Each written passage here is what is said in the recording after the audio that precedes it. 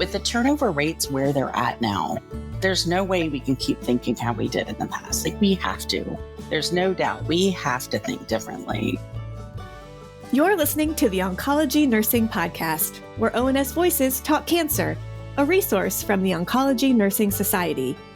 Through conversations with subject matter experts, we examine the important issues in oncology nursing, from new treatments to patient-centered research to advancements in clinical practice. Join us as we hear from nurses in all facets of oncology care, from bench to bedside and everywhere in between. Welcome to the Oncology Nursing Podcast. Hello, and welcome to the Oncology Nursing Podcast. I'm your host, Jaime Weimer, Manager of Oncology Nursing Practice at ONS. And today we're talking with Debbie Cline, Associate Professor at the UTHealth Houston Cizik School of Nursing in Texas, about oncology nurse retention. As a reminder, you can earn free NCPD contact hours after listening to this episode and completing the evaluation we've linked in the episode notes. Welcome, and thanks so much for joining us today, Debbie. Thank you for having me, Jaime. So let's start with some context for our conversation today. What do the trends in recent data say regarding RN turnover rates and shortages? I don't think there's any doubt that everybody's aware that we have a problem in nursing. It certainly has been highlighted even more since the pandemic or during the pandemic. And now we're just continuing, it seems to be on this, swirling downward spiral. Some organizations have been able to increase, their retention rates, but, overall, we just have a problem here. And when you look at the data, we have over 3 million nurses in the United States.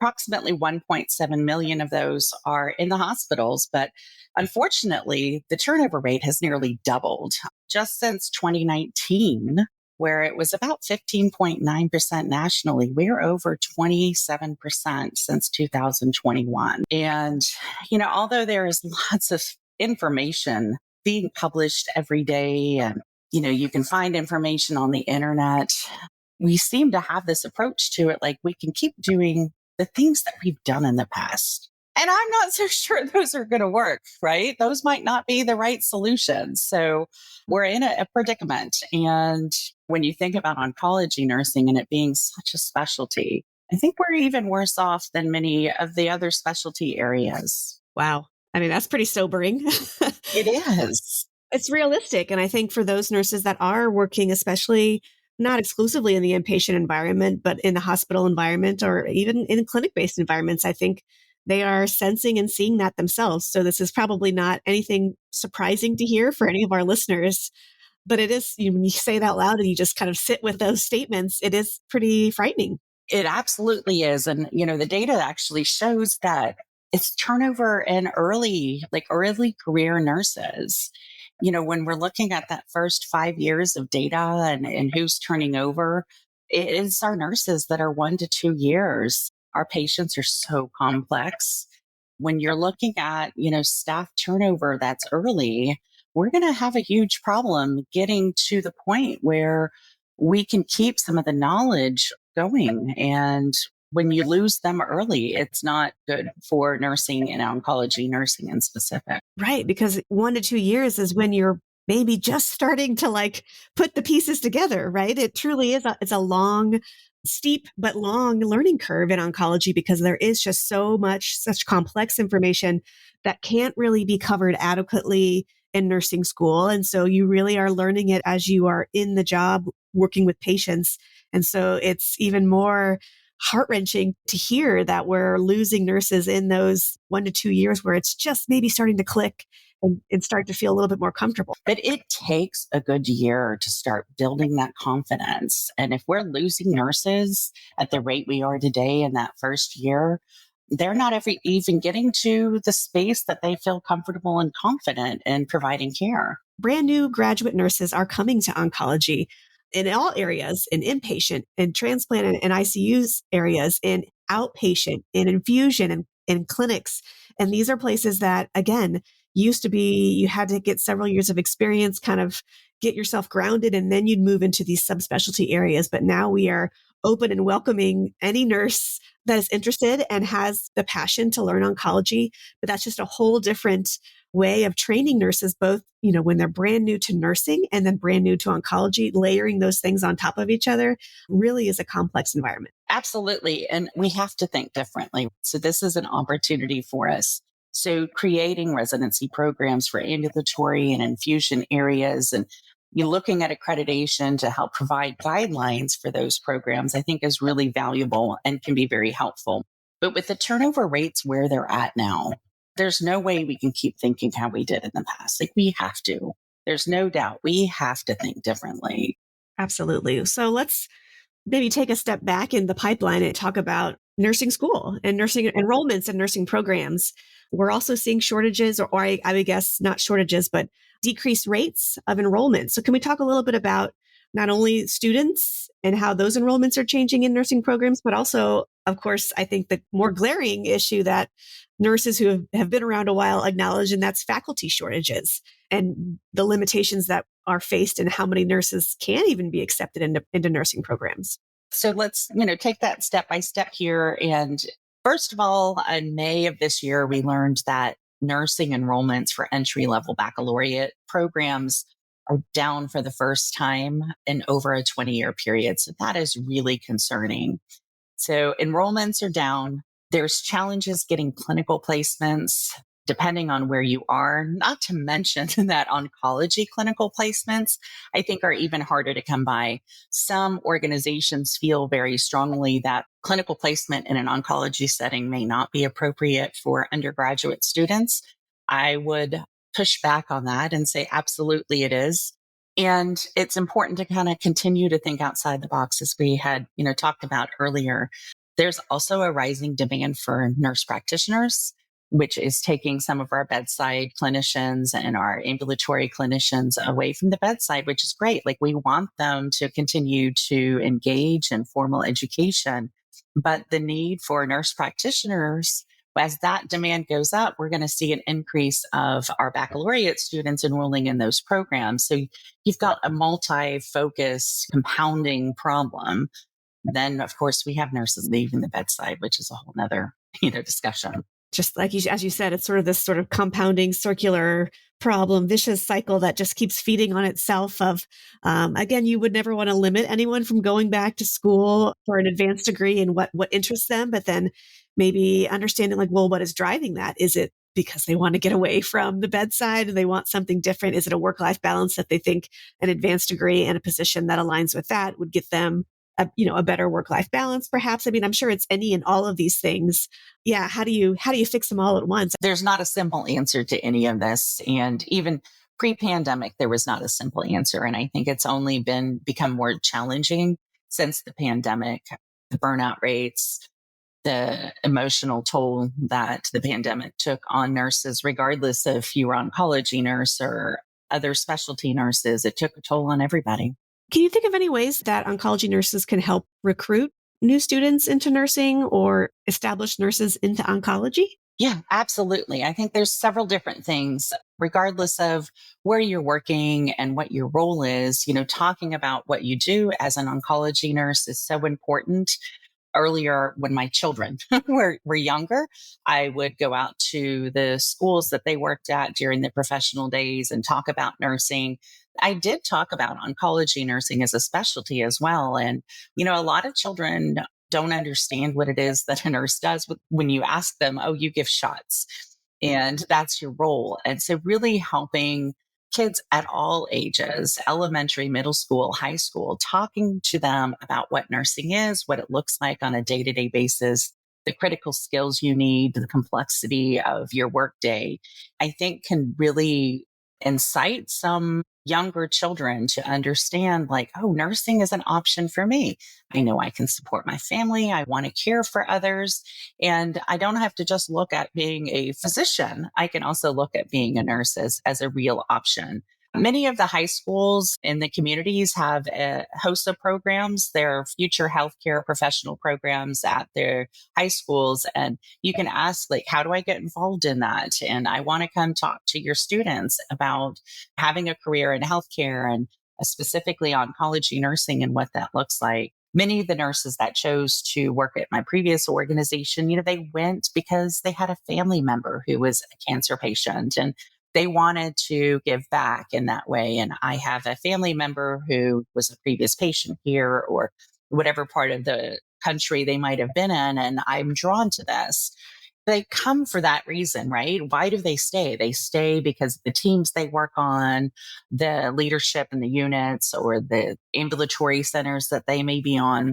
How do you leverage that, right? How do you promote oncology nursing? So you got to start early. And then you also want to make sure that you have clinical opportunities for students, and so that they can experience what it's like to be an oncology nurse. Absolutely. So a couple of things that just resonated really well with me is that you talked about reaching out, and basically what I'm hearing is we have to make sure that the image of nursing is accurate. And I think that is a problem that, one, far exceeds our time today in this episode. but, Yes. but people don't understand what nurses do unless you are a nurse, or maybe you're a family member who is a nurse and so you have that insight. But that is at the root of, I think, a lot of challenges we face in nursing, is that it's not accurately represented in sort of media and entertainment of what nurses do and the complexity of the work. We all know we're not standing around waiting just to be told what to do by the doctors. And, we've had some sort of societal little things that happen. Like there was the issue where somebody called it a doctor stethoscope on some talk show. And we're like, hello, we all wear stethoscopes. Or everyone's sitting around playing cards. That's what nurses do. Apparently some Yes. politician said that. So clearly entertainment media doesn't necessarily always portray nurses accurately in the Grey's Anatomies and and the other ways that people interact with nurses. And so I think that is a huge issue. But your point is well taken. Like we have to make sure that young children, yes, but high schoolers, those that are like at that decision point where it's like, well, maybe I want to explore this. How can we make sure that they have the right information and have the experiences, as you mentioned, to explore and get a sense of what that looks like? And then your point about nursing students who are in programs, finding ways to get them in oncology. Everyone, no matter what unit you work on or what specialty that you end up pursuing as a nursing student, you will take care of a patient with cancer. It's happening. So whether you're giving them the cancer treatment or not, you will be caring for patients that are going through this experience. And so I completely agree that we have to start infusing nursing students into those areas. And I would champion specifically ambulatory care, because so much of what is, air quotes, routine oncology care happens in the ambulatory setting. Sometimes it's infusion centers, sometimes it's that clinic-based environment. And so much of that complexity is happening now in the outpatient area. And so we have to find ways to get students in those environments so they can understand what that type of nursing work looks like. And it kind of, even taking a step backwards, the thought process and the training that's required to work in that environment, which is a different pace, it's a different sort of layout. I mean, that is entirely different too. And so as you said, from a nursing school perspective and a curriculum perspective, we can't keep doing things that we did 20 years ago, because the environment that patients are receiving care has evolved quickly. And so we have to make sure that we're giving students that exposure, but also training them to think in the different ways that are required based on kind of where they'll be delivering the care. I think about stem cell transplants. There's many organizations that do them ambulatory now and have been doing them for a long time. And I've been a nurse for 22 plus years, 23 years now. And when I first started in stem cell transplant, the physician was at the bedside the entire time the transplant was being infused. And then that went very quickly to, it was the nurse practitioners that were doing it, to the bedside nurses that were doing it, and the ambulatory nurses are now doing it. So there's this evolution. You're absolutely right, of what we're doing ambulatory more and more, and that there is a high skill level needed to be in ambulatory nursing. And I think about the training for that, right? And what does that look like for a new grad if we're going to put them out in ambulatory? It's complex. It is very complex, and it's going to continue to be that way. It's a challenge to put your head around. I could be a new grad doing this. And we all have this, idealism that, you have to have acute care inpatient first before you can do that. But we can't, right? We can't sustain that model. So how are we building our programs to ensure that ambulatory care nurses that happen to be new grads in oncology are getting a solid training program with stable preceptorship and a very structured program that can be individualized to their needs? So let's go back to this discussion of turnover rates and why oncology nurses might be leaving the profession. Can you elaborate a little on some of the unique challenges that oncology nurses face compared to maybe other specialties? And what does that mean for patient care? Yeah, absolutely. So you think about the complex protocols that are in place, whether the research or standard protocols, they can be very complex and very challenging for a nurse to administer. Several, usually on the inpatient areas or even ambulatory, there's several days treatments. They might be cyclical treatments over a long period of time. They're complex. If you think about CAR T cell therapy and, the side effect that comes to me is like the neurological side effects that can happen early on after a CAR T cell infusion. That is complex, right? You're having to deal with new things and new side effects. And if you're in a research organization, continuously new treatment plans. And that's hard. That's very challenging. There's no humdrum normal care in oncology. You never know what to expect. Then you add the emotional toll that it has on a nurse, the challenges that you can face and the complexity of care and support that, say, a new diagnosis patient needs, or even somebody that's an end of life. Like that is emotionally draining. And I think it is a unique component of oncology nursing.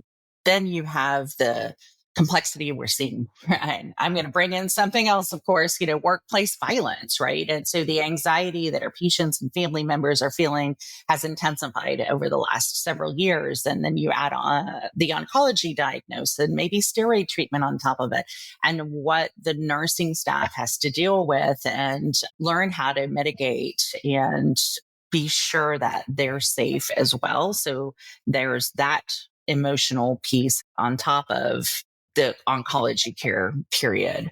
There's patient and family education that is so much more intense generally than what you might have. And I don't want to say that patient and family education is not important no matter what specialty you're in. But when you're talking about the oncology diagnosis or any complex diagnosis, it's a lot of patient and family education and support. So it's a very specialty and it does have its own challenges. Then you add to the fact that, as we talked about earlier, enrollments are starting to decrease in nursing school. So there's fewer nurses. So that means there's going to be fewer oncology nurses. And there's a recent article in the Clinical Journal of Oncology Nursing just this year that talks about that impact to oncology nursing.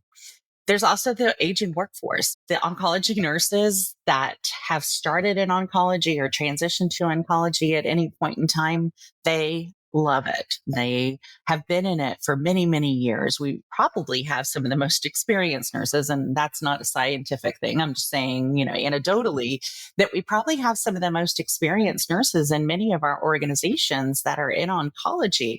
Those nurses are also looking at retiring. So we have that factor also.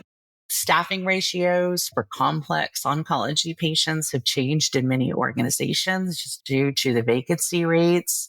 And that in itself is even more challenging. I think back to my days on the floor and I knew what my patient ratio was going to be majority of the time. And if it fluctuated, say, I'm down in Houston and we were having a hurricane and we were getting hurricane prep, and you figure out how you're going to make it work with your team and you're successful in it. But to have different ratios on a daily basis would certainly be emotionally, physically, and mentally challenging.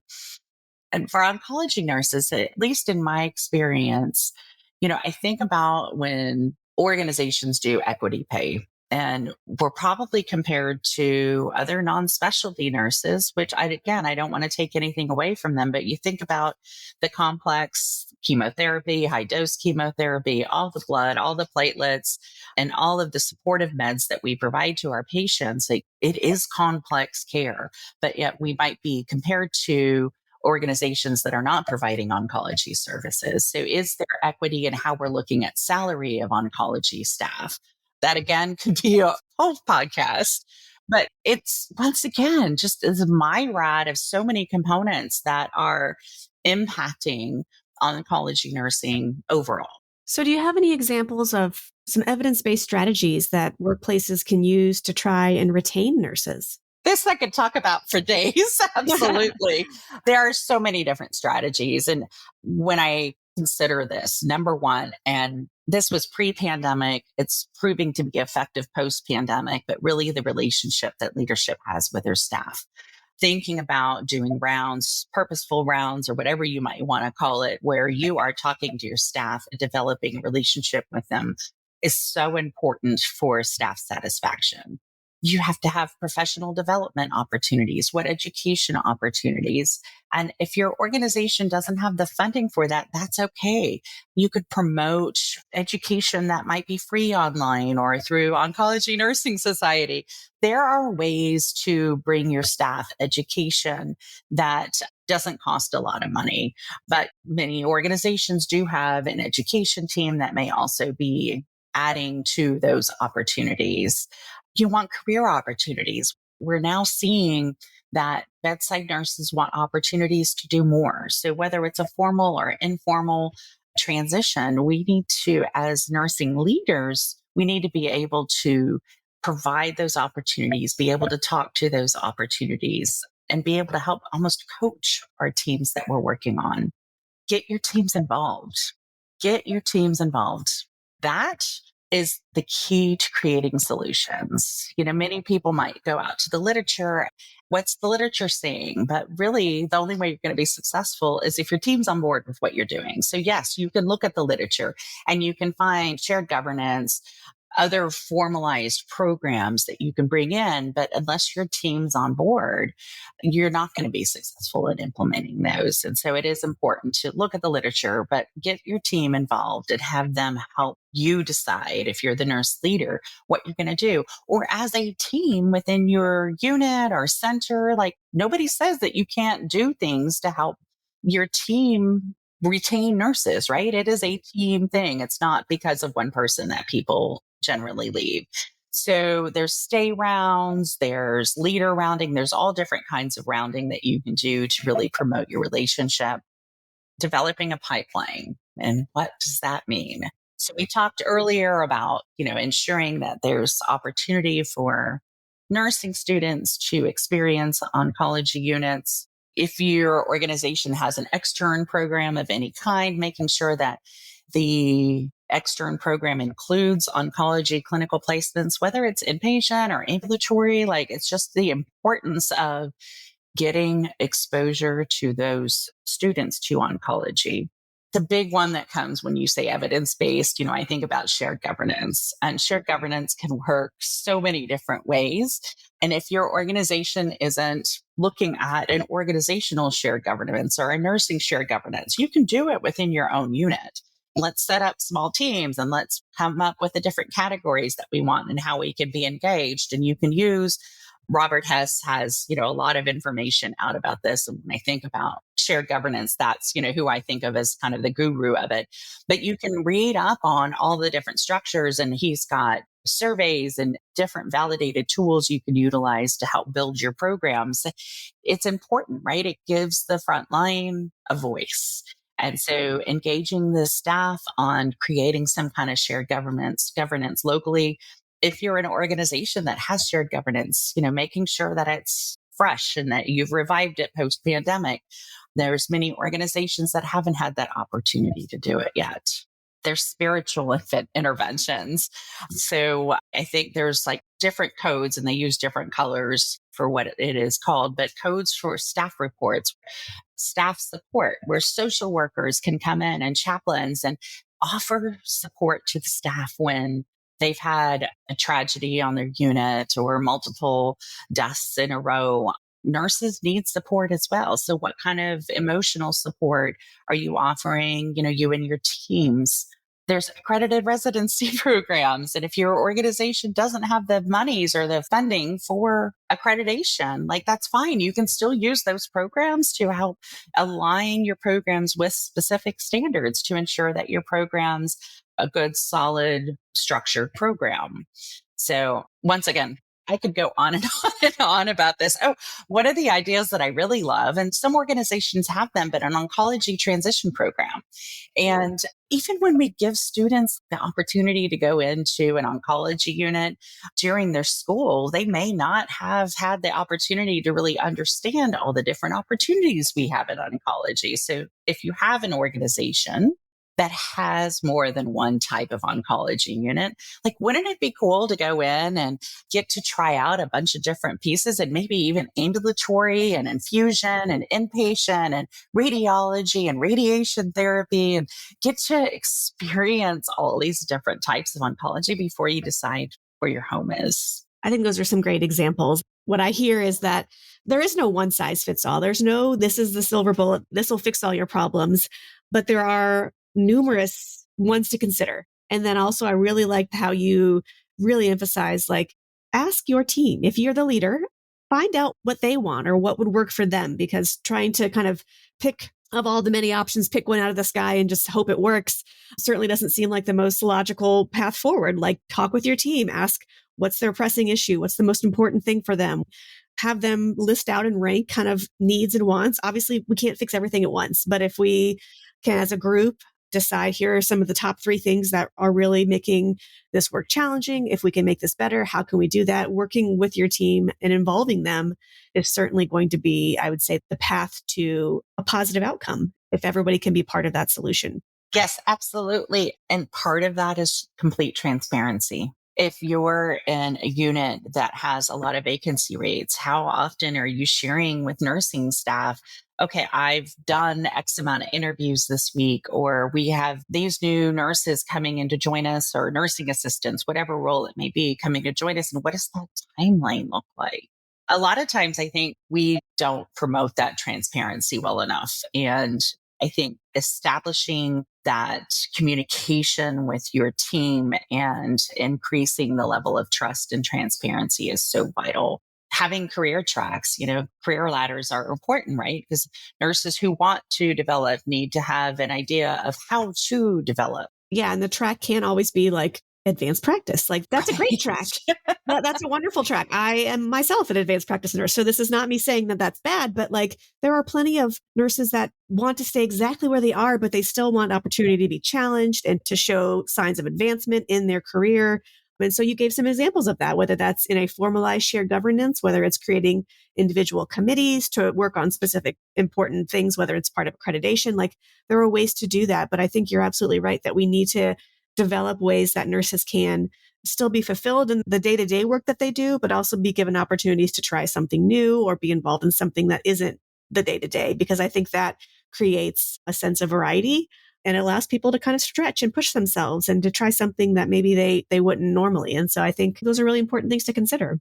Yeah, absolutely. And as you were talking, I thought about the inspiration that my second boss was to be, and how she got me involved in projects on the unit and encouraged me to submit abstracts, right? And present at ONS was one of my earliest conferences that I presented at, and really encouraging me to go out and share. And there's a fulfillment in that as well.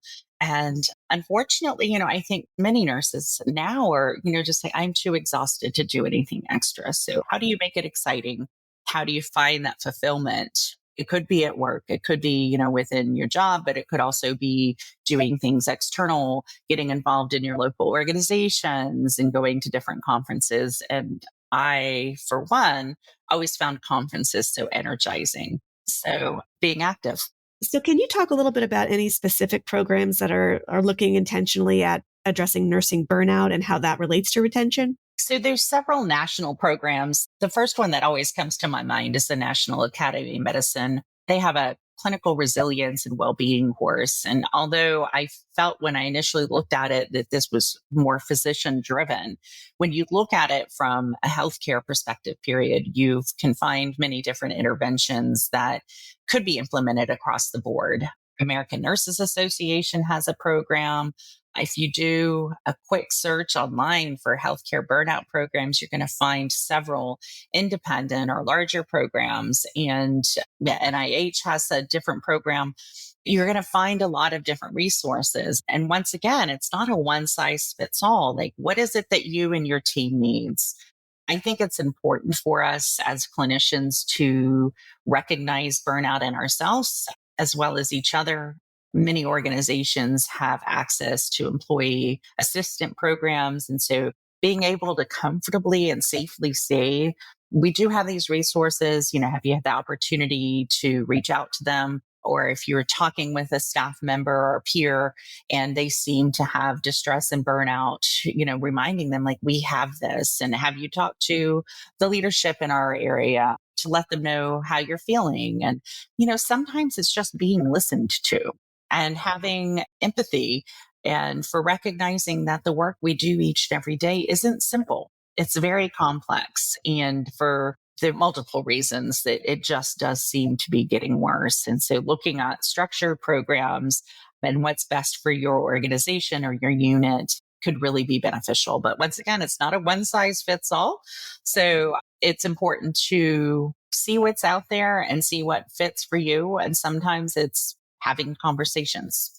Absolutely. And I think it's always important when we talk about burnout is to recognize that it is not all one person's fault or one entity's fault. There are things as an individual that I, as a nurse, I have to be in tune with how I'm feeling and what I need and what refills my cup and what gives me that rest, what I own that piece. However, sometimes what is really driving the bigger picture of burnout is systemic. And so it's just always important to make sure that no one ever feels like, well, it's my job to just hike up my bootstraps and move on with life, because sometimes the root of the issue truly is a systemic issue, whether it's staffing ratios or the complexity of care or the lack of support or education that you feel like you really need to do your best job. It's that moral distress that is usually not an individual choice that we make, and it leads us to burnout.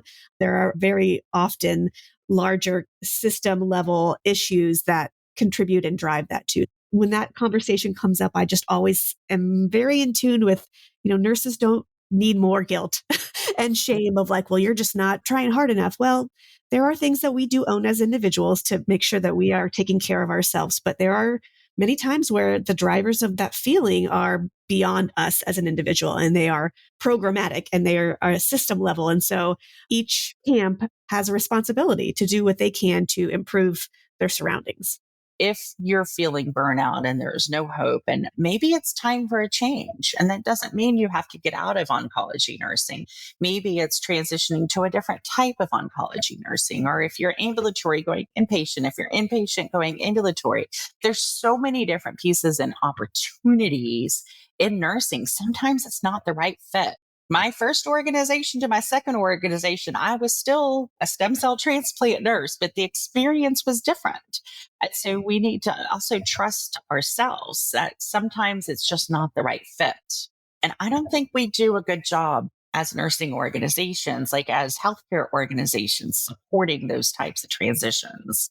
And I think there's a lot of opportunity there. We mentioned earlier that new grads are leaving in the first year or first 2 years. What are we doing? Are we saying, instead of leaving, have you tried somewhere else, or have you tried a couple different places?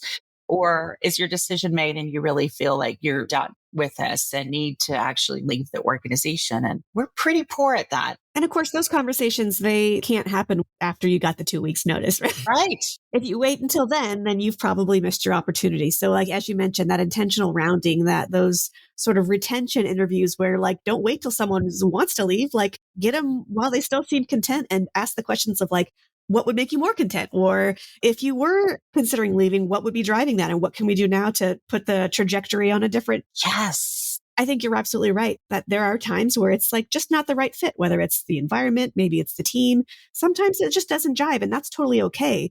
But as you said, don't be afraid to ask, maybe I should try it again, but with a different environment, a different system, or a different unit, just to be sure before you leave the profession entirely. I think that's wise. And I think oncology has the great opportunity that there are so many different ways, clinical trials, radiation, interventional, like there's just so many ways that you can still be connected to oncology, but try something brand new. And so I think that is a great opportunity to consider if you as a listener are thinking through this. I think that's something to always explore. We need to be thinking in that manner. Let's shift gears a little bit. Let's talk about policymakers. How are they getting involved, and what legislation or funding has been recently passed or maybe is on the floor being discussed that nurses can advocate for? So I did take a quick look to see what's going on nationwide. And the common themes are funding for nursing education, for the formal education, for staffing, looking at ratios and non-mandatory overtime. And that, of course, is probably one of the most popular ones across the United States. Workplace violence is at the top as well. Our APRN scope and looking at expanding the practice scope for APRNs and being more independent. Removal of mandatory overtime. This is not directly related to registered nurses, but two states that I found were looking at certified nursing assistants and having them like a transitioned program to make them qualified medication aides. And just thinking about how the structure of our work looks and how can we utilize an interprofessional team to provide care and help fill some of that gap, right? And I think, oh my gosh, we could never do that in oncology. But the reality is, why not?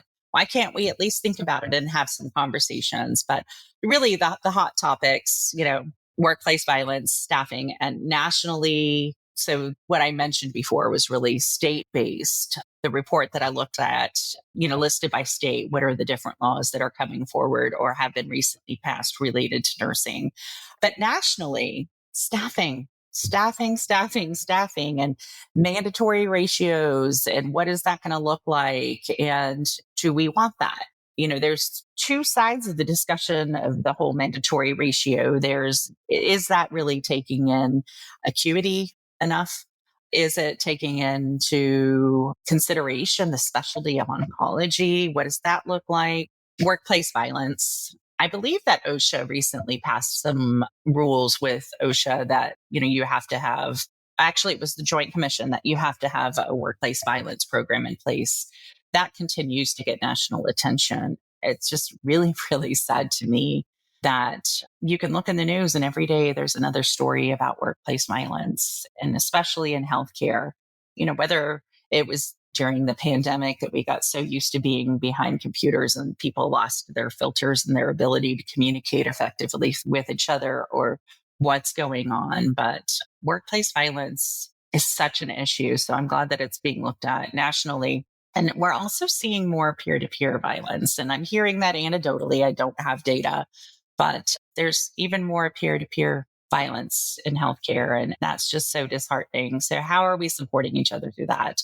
And then, of course, the right to organize, to look at unions. I'm from the South. There's not a lot of unionization down here. I know, in other parts of the country, the unions are very active, but in areas that don't have a lot of unionization for healthcare, they're looking at some national laws just for the right to organize.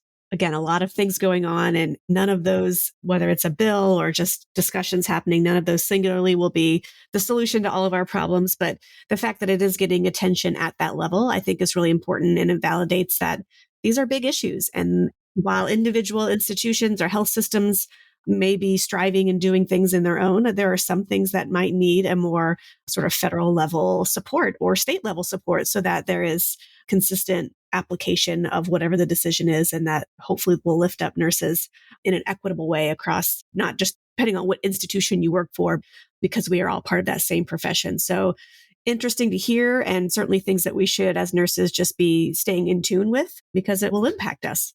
Being active as a professional nurse, at your state level is so important. And it's one of those opportunities for people that like to have engagement in their organizations. It can help fulfill a piece of you that sometimes you don't get from work. So if you're interested in that, I just encourage you to get active in your state organizations and be a part of the solutions.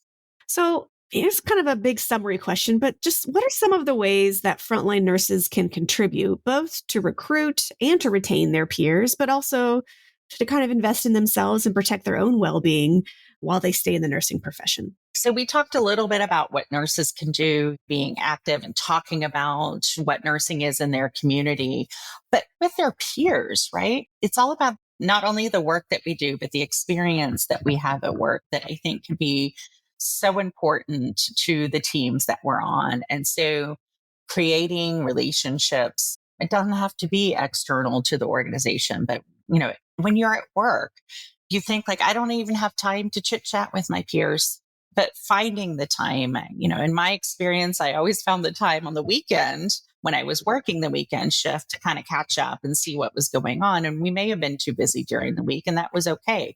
But I would find the time to kind of connect with my peers and create a social structure for myself within the unit that I was on. And I'm still friends with many of those nurses today that I haven't worked with for 15 years. But the bonds that we formed, I think, were so strong during that time. So, how do you protect your own well being? We talked about it earlier. This is so individualized. So, first of all, if you're having mental health challenges, please seek professional help. I would be remiss not to say that. But if it's dissatisfaction, like, you need to find what feeds your soul, what fills your cup. For me, during the pandemic, I know I was working a lot of hours, as I think many of us were. And I found that engaging in my professional organizations and really getting on some subcommittees and working with peers outside of my organization that I could also use as a sounding board, right? That helped me fulfill myself and kind of keep my energy so I could sustain through the more challenging times that I was having at work. But it is so individualized. It could be running, it could be working out, it could be spending more time with your family. And so ensuring that you're not picking up so much overtime, you don't have time, the downtime to take care of yourself and take care of your family and spend time and figure out what feeds your soul. I think it's so important to figure out what that is for yourself. And sometimes it takes a lot of reflection and exploration to figure that out. But it's worth the time and the effort to do that. Absolutely. And I think it's investing in yourself and creating that sense of well-being for yourself that then can influence your coworkers. It's not that it's like my job to make my coworker happy, but if I myself come to work content and ready for the day, ready to take on the challenges of the day and help my coworkers and create that team, that influences the entire team there, and then also creates an environment that seems welcoming and people will want to be part of. And so it truly is something that if you focus and invest in yourself, that it will have that ripple effect of creating an environment that is supportive to teammates and also invites and wants others to be part of that. Well, Debbie, thank you so much for a great conversation today. I think we've brought up a lot of important and interesting topics and ideas of ways that might be used to help address or mitigate some of the challenges we're seeing with workforce shortages and how to bring nursing students, new graduates, or even established nurses into oncology as maybe their professional home. So as we conclude our episode today, I do like to ask just a few standard quick fire questions just to help summarize what we've talked about.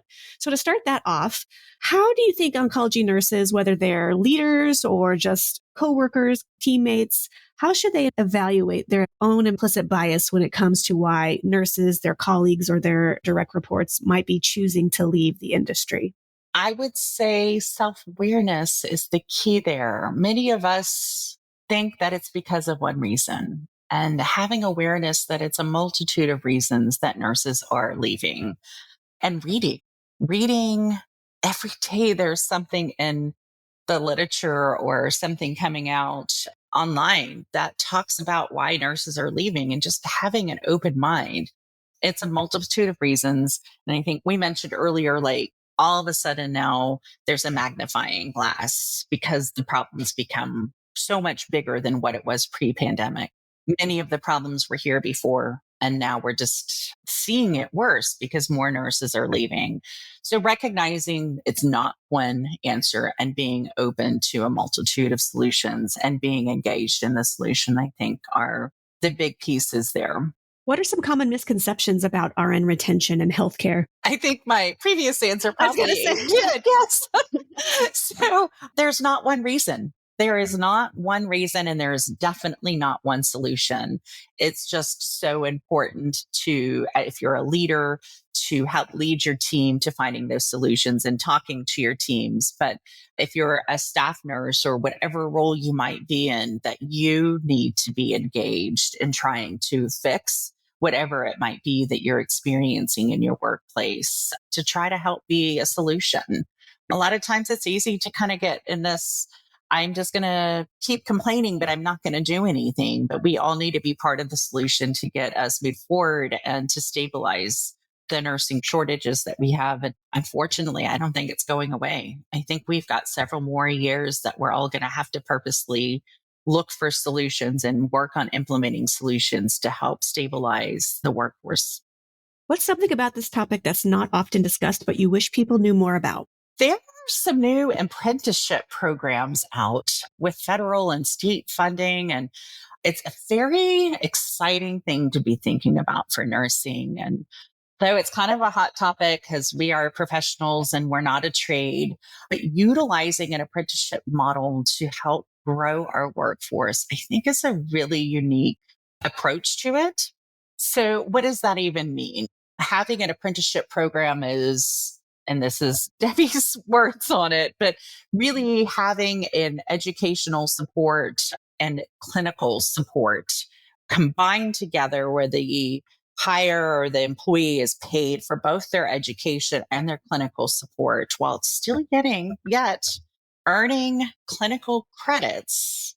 And then it also has a component of there has to be like leveling of it where you start at a lower level and over time you get more money. And as you continue to get experience. So it's not an easy conceptual. I'm really simplifying it. And it's a very complex idea, but wouldn't it be cool if we could pay nursing students to be in school and get clinical experience? Some laws prohibit this in some states, and I completely recognize that. In fact, pre-pandemic, Texas was a state that you couldn't even consider this. But during the pandemic, some changes were made, and at least last I heard, you could do it. But other states are doing this. So Alabama has a program that they announced in September, an apprenticeship program. So they hired an employee that wants to be a nurse. They're paying them to go to school. They're paying them to work. And the grant funding pays the organization back for a percentage of the pay. You get a win-win there, right? There is an investment from the organization, but the grant helps pay you back for some of that. The student gets to earn, what do they call it? Earn while you learn. And it's a really cool model. It is so hard for somebody to be in nursing school because of the financial hit that's made, right? It's hard to work while you're in nursing school, but it is hard to take time away and not work while you're in nursing school. So I think it's important for people to look at apprenticeships, what's offered in their state. Can you develop a program? I think there's a lot of potential in this. So if we kind of remove the stigma that it's for a trade versus a profession, I think it could take us a long way. And I'm really excited to see where some of these programs, there's one in Wisconsin that was recently announced. I mean, this I think might be something fun and exciting to look at. That's a win-win for many people. Absolutely. And I think it just goes back to what you said at the top of our podcast is that we have to do things differently. We have to be brave to try something different because the way it's been before is not necessarily going to fit what we need for the future. So I think that's a great example of that. Yes, thank you. Finally, what are some additional resources for nurses, leaders, or other healthcare providers who want to learn more about the nursing shortage? As I mentioned earlier, like there are so many resources out there right now. You can look at your professional organizations. If you look at recently published journals, peer-reviewed journals, Journal of Nursing Administration, Oncology, Nursing Society journals, like so many of the organizations are really focused on this problem of retention of nursing and thinking about the future. So you could pick up any current magazine or journal and identify something new related to it. For me, I like to use, and I don't know that I can even say like another company's name, but Becker's, there's a website and you can sign up kind of for your areas of interest. And I get a daily update.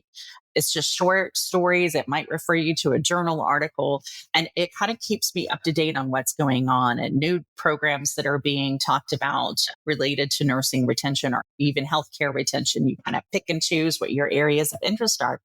And that helps, right? The more you read, the more knowledge you're going to have to consider to implement. But your best resource, I must say it again, is your team.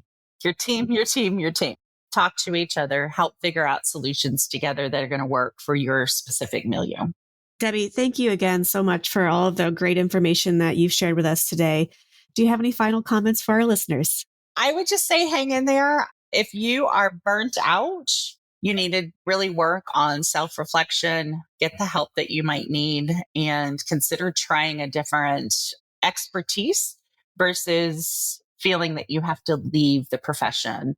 We have so many options. Get involved in clinical trials, get involved in ambulatory, get involved in academia. Like, there are so many options for us as nursing. And the more I hear about people leaving the profession altogether, it breaks my heart. So if that happens to be you, please, find a mentor, find other resources, reach out to other peers, maybe that are not in your organization, and talk through, get a professional coach. Just talk through what you're feeling and really working on the self-reflection and what is it that you want? What is it that's not satisfying to you right now? And seeing what other opportunities there are that are still in nursing and still in healthcare, because we value you and we need you. Great words to end on. Thank you so much, Debbie. It's been a pleasure talking with you today. Thank you so much, Jaime. I've had a lot of fun. Thank you for listening to the Oncology Nursing Podcast.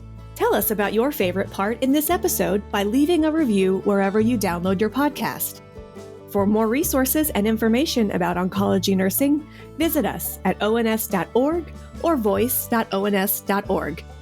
The ideas and opinions shared in this episode represent those of the guest and not necessarily ONS.